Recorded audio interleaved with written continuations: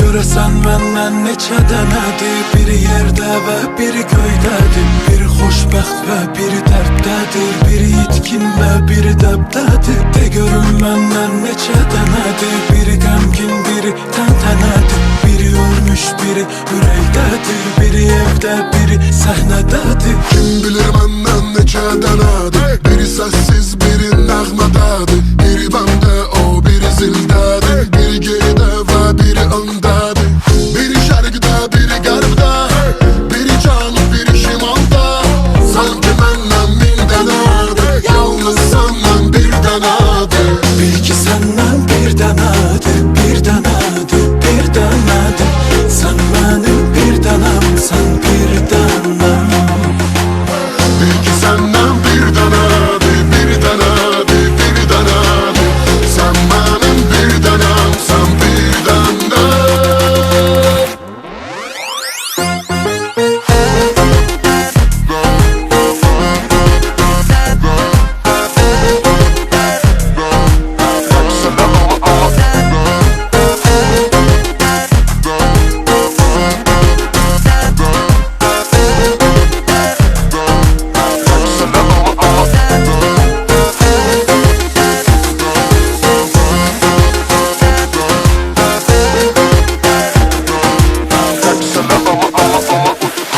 Görəsən məndən neçə dənədir, biri parlaq, biri kölgədədir. Biri düzgün, biri döngədədir, biri üzgün və biri kefdədir. De görüm məndən neçə dənədir, biri susqun, biri deyingəndir. Biri sükut, biri müharibədir, biri segah, biri tərəkəmədir. Kim bilir məndən neçə dənədir, biri sakit, biri zəlzələdir. Biri sığal və biri zərbədir, biri təptəzə və biri köhnədir.